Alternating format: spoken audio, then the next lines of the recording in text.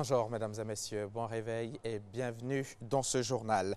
Les bacheliers de l'année 2016 retardataires bénéficient encore de 8 jours pour se préinscrire en vue de leur affectation dans les universités et grandes écoles. Cette décision du ministère de l'Enseignement supérieur et de la Recherche scientifique vise à donner une dernière chance aux bacheliers qui ne l'ont pas encore fait pour diverses raisons. Le DG, directeur général de l'Enseignement supérieur, a donné quelques éclairages sur le sujet. C'était au micro de notre reporter Herman Niamé.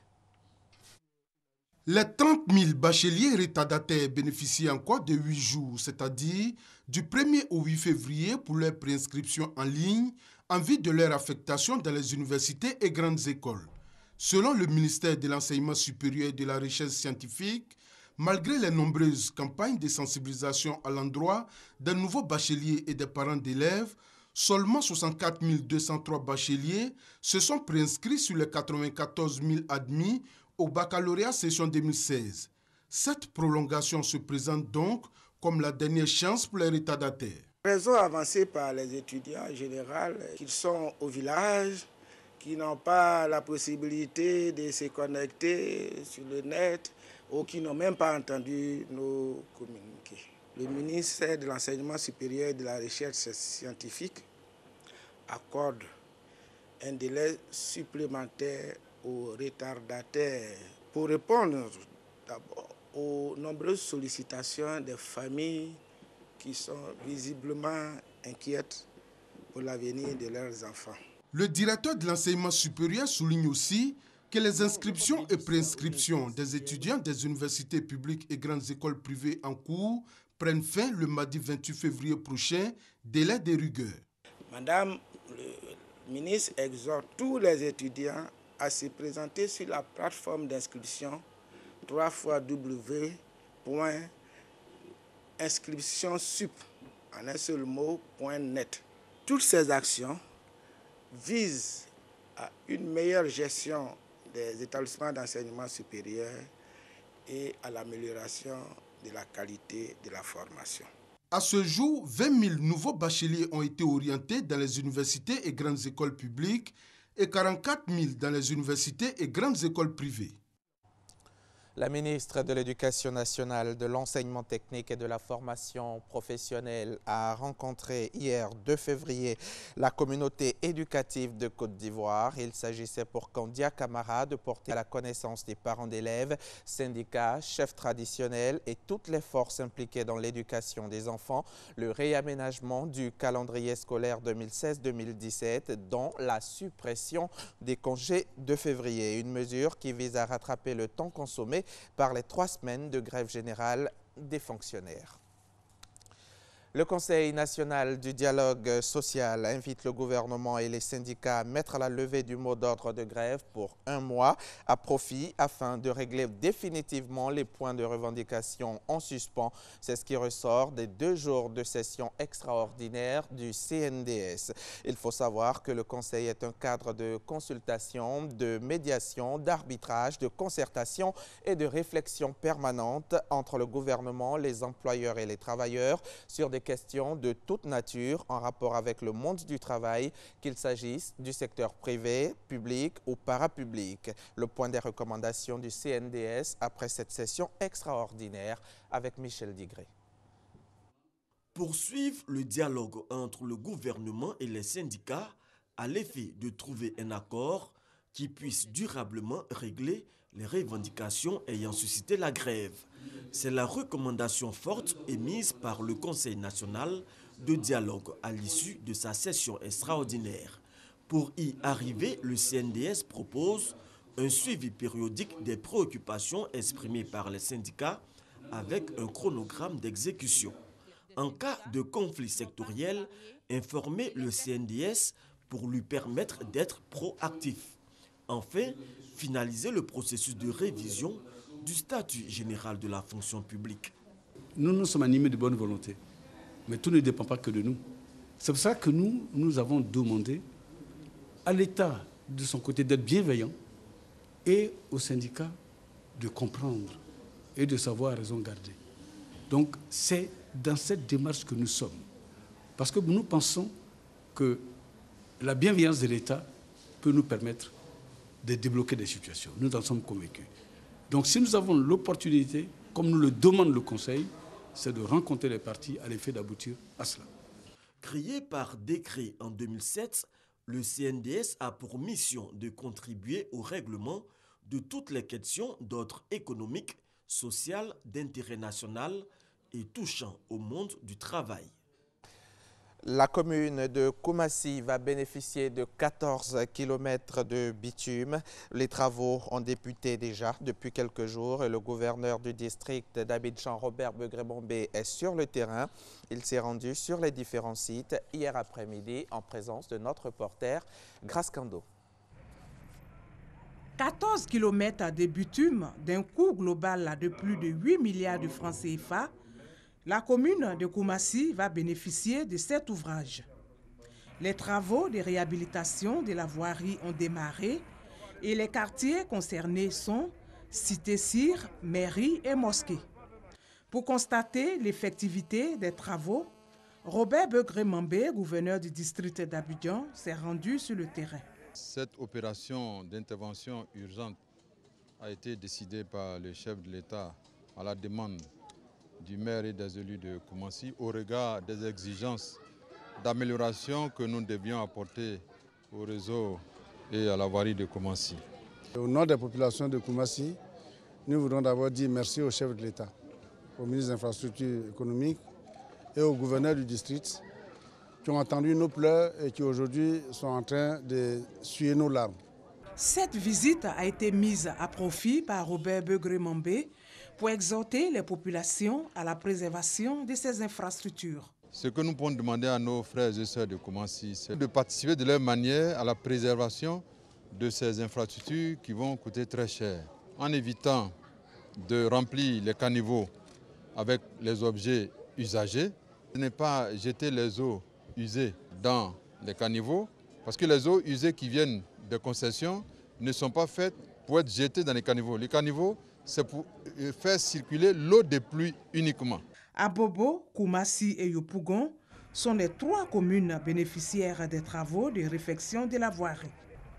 70 milliards de francs CFA ont été dégagés pour ces infrastructures routières.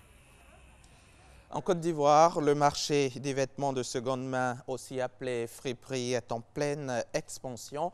Dans la friperie, il y a un peu de tout, des chaussures, ceintures, vêtements, jouets, appareils électroménagers et bien d'autres choses. Pour certains ménages, c'est un véritable soulagement parce que moins cher et facile d'accès. Cette ruée vers la friperie impacte fortement le commerce de vêtements neufs, aussi appelé prêt-à-porter. Certains commerçants de vêtements dits prêt-à-porter sont même obligés de se reconvertir en vendeur de friperie pour tenir le coup. Asta Touré. Les mercredis et samedis au marché Belleville à Trècheville, l'ambiance est toujours la même. Les commerçants à la criée invitent les passants à l'achat.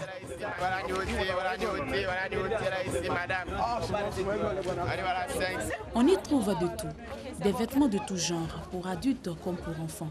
Tout âge, tout sexe, tout ce qui constitue la garde-robe complète, chaussures, ceintures, chaussettes, dessous de vêtements.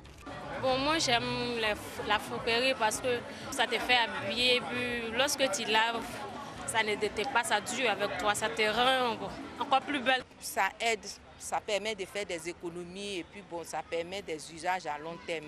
Au marché d'Adjamé, le constat est similaire. 2 ou 3 fois par semaine, les Abidjanais se ruent vers ces lieux pour fouiller, trier et marchander les articles qui s'y trouvent. C'est abordable et puis le prix n'est pas la même chose. Le prix n'est pas la même chose. Bon, ce matin là, quand on est venu, elle dit de trier. Là, elle va dire le prix. Bon, j'ai choisi ça. Elle me dit 2800. Elle a dit, ah madame, oui, je suis là, je n'ai pas 2800, il y a 1000 francs. Elle dit, ça ne gagne pas si j'ai 1500. Que ça paie avec. Voilà, ici encore, on a la possibilité de discuter les prix des marchandises et puis on s'entend qu'on achète. Bracodi, sous-quartier de la commune d'Adjamé, ici, la friperie de chaussures règne en maître. Aucun espace aux abords de ces rues pierreuses n'échappe aux commerçants installés ça et là devant leurs marchandises. Ce marché de chaussures à ciel ouvert est quotidiennement fréquenté par les populations à la recherche d'une nouvelle paire de chaussures. Enfants, jeunes et vieux s'y ravitaillent. et y trouvent chaussures à leurs pieds. Je suis venu acheter, voir si je peux avoir une chaussure de friperie. Mine de rien, c'est des chaussures de bonne qualité. Ouais, c'est pourquoi que je suis là ce matin. Je vends les clubs baladoses, les taux soulés avec les paires de marque. Oui, le travail, je pense que c'est un peu bon. Et plus qu'Isilo, il y a l'employé, les gens ivoiriens avec moi aussi pour travailler ensemble, au moins 3 personnes, 4 personnes. Israélien, oui, je pense qu'on peut avoir au moins 100 000. Les prix varient en fonction de la qualité de l'article choisi par le client et de l'intérêt qu'il porte au produit. Ce que vous payez à 40 000 francs, ici c'était trop peu cher, 20 000 francs, 18 000 francs. Il y a pour 200, il y en a de 50 même. Voilà. Mais si tu n'as pas les 8 000, les 10 000 autres, tu as au moins 10 000 francs. Quand tu viens ici, tu peux faire au moins ta galerie. Quand ça bouge, on peut casser 2 à 3 balles par jour. Quand ça ne va pas, peut-être, je peux dire 1 balle et demie. Bon, ça va de soi, ça dépend de la tendance. Voilà, sinon ça nourrit sur l'homme. On fait les choix pour revendre. Les premiers choix, puis les fins de série. Les fins de série sont les vêtements friperies, mais jamais portés. Ce sont les soldes qui viennent à Abidjan. Les clients aiment ça. Bon, ça vient de Londres. Cette ruée vers les marchés de friperie impacte sérieusement la vie des vendeurs de vêtements neufs. Le friperie fait que vraiment que nous, on n'arrive pas à solder notre marchandise. Tout le monde, c'est le moins cher qu'ils veulent. Donc ça fait que ça joue un peu sur nous. On est obligé de diminuer le prix pour s'en sortir. Sinon, ça ne nous arrange pas. Surtout au marché de Belleville ici, parce que c'est trop. Préférer est trop, ça agit sur nous, les gens de prêt-à-porter. Quand ils viennent, surtout en robe de soirée comme ça, quand ils viennent, ils demandent le prix de robe de soirée. Ils disent, oh non, préférer pour aller demander le prix là-bas, parce que là-bas, là, c'est un peu moins cher qu'ici. C'est qu'ici, c'est un peu chaud. Face à la situation, plusieurs commerçants comme Camara et Diallo ont trouvé la parade. La vente des 2 types de vêtements, friperie et vêtements neufs. Avant, c'est prêt à seulement y vendre. Mais là, toutes les filles qui viennent ici, là, ils demandent friperie. Il n'y a pas moins de pays prêts à porter. Comme ça, aujourd'hui, on casse balle de friperie, on vend tous les 2. Souvent, les gens aussi qui disent que les friperies là, sont garanties par rapport aux prêts à qu'on vend ici. Parce que les prêts à que ça vient de Lomé, ce n'est pas garanti. Que les friperies là, c'est original. Parce que quand tu casses balle de friperie là, tu enlèves les premiers choix bien jolis là. Il y a les gens, même quand ils voient ça, ce n'est pas encore poté, il y a les griffes, tout ça dessus, c'est bien joli. Donc, ils prennent.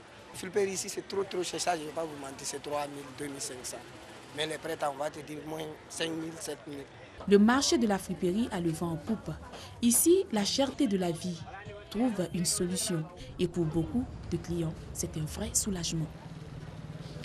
Reportage signé Astou Touré. Au lendemain d'un vote historique au Parlement, le gouvernement britannique a publié jeudi sa stratégie sur le Brexit dans un livre blanc qui reprend les grands axes déjà dévoilés dont la sortie du marché unique. Très attendu, ce livre blanc de 77 pages s'articule finalement autour des 12 points que la première ministre Theresa May avait exposés le 17 janvier lors d'un discours vantant un Royaume-Uni indépendant et véritablement mondial. Michel Digré.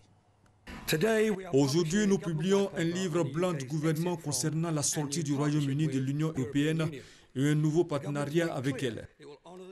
Ainsi, le livre blanc de 77 pages confirme la volonté britannique de quitter non seulement l'Union européenne, mais aussi le marché unique et la juridiction de la Cour de justice de l'UE. La priorité, réaffirme le document, est de reprendre le contrôle de l'immigration, ce qui est incompatible avec le principe de libre circulation des travailleurs de l'UE, tout en gardant le meilleur accès possible au marché unique de 500 millions de consommateurs. Le Royaume-Uni quittera le marché unique. Nous recherchons un nouveau partenariat stratégique comprenant un accord de libre-échange audacieux et ambitieux et un nouvel accord douanier mutuellement bénéfique qui devrait assurer le commerce le plus libre et sans friction possible des marchandises. Réticent à publier le livre blanc, le gouvernement a fini par céder à la pression des députés qui réclamaient un tel document depuis la décision de la Cour suprême, leur donnant leur mot à dire sur le déclenchement de la procédure de divorce d'avec l'Union européenne.